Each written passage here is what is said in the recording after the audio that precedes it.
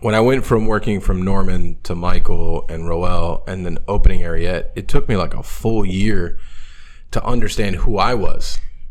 And like I was already, I wasn't forced to. I had already put myself in the position to like cook food, but I was a little fucking lost, because I had never cooked my own food. I had never cooked like my expression, like who am I?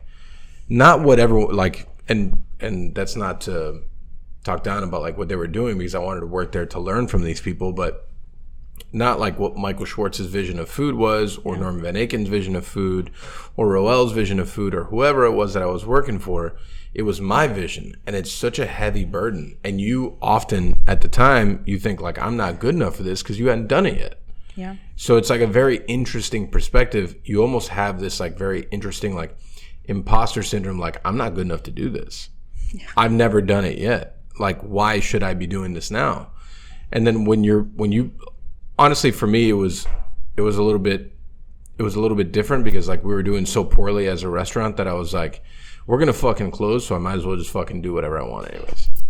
So it was like, I'm not totally sure if this is gonna work or not, or if people are gonna get it, but fuck it, who cares? So it was like back against the wall. If we close, we close. I don't know, it may happen. But it was the polar opposite. Like, I don't know if it's that's what people wanted, but that's what attracted people to us.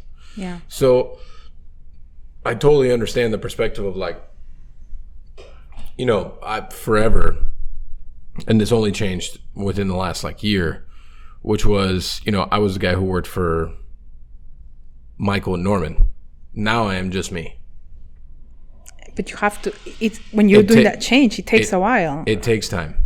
It takes so much time. And, for sure, like it's beneficial that in every byline that's been written for the last 7 years about this restaurant, like their names are mentioned. And I'm honored by that, because they're great people. But at the same time, like, this is who we are. And they helped me get here. But now, like, this is a totally different ballgame. And it just takes time for that to develop. But when people start wanting or asking about like, who is Karla or who is Mike, it's a very weird experience, right? How old are you right now?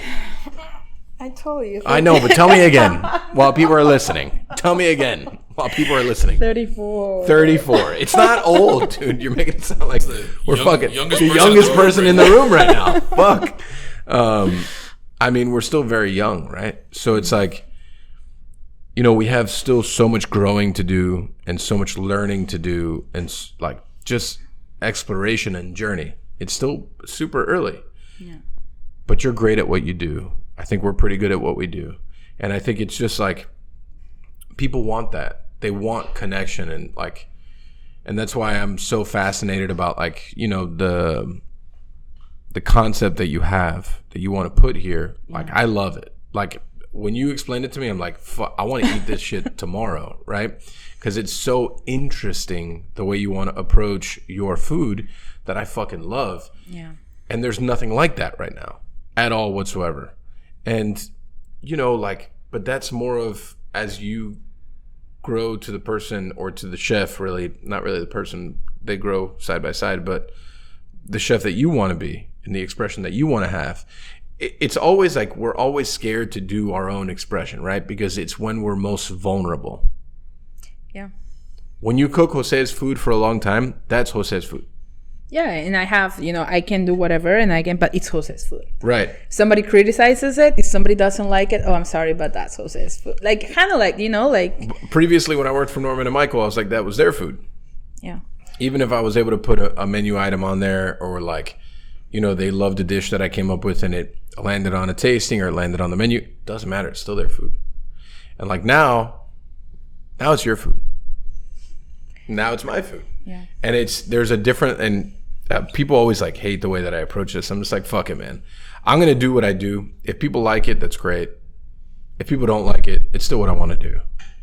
But I think that's the beautiful part about creating. You're not creating to please. You're creating, of course, you want people to like it, but it's not your intention.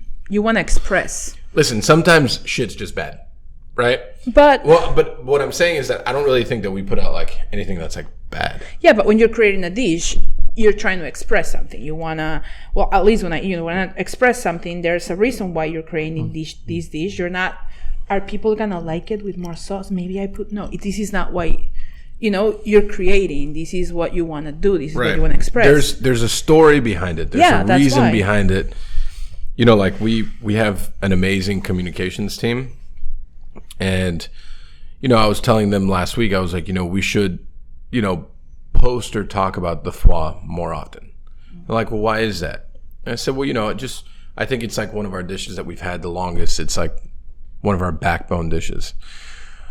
So because I'm a micromanager at my core, they have to send me every photo they're going to post and the actual caption underneath it, right? I mean, I'm not going to interfere because I think I relate to that. I relate to that. Why are you laughing? I'm imagining what that workflow actually looks like.